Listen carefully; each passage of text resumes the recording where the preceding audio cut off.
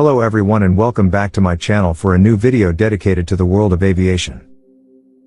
In a harrowing incident at Tokyo's Haneda Airport on January 2, 2024, an Airbus A350-941 operated by Japan Airlines burst into flames on the runway around 5:47 p.m. local time. The aircraft in question was executing Japan Airlines Flight 516, having originated from Shin-Chitose Airport near Sapporo on the island of Hokkaido, en route to Tokyo-Haneda. On board the ill-fated flight were 367 passengers and a crew of 12, totaling 379 individuals, all of whom were successfully evacuated from the scene.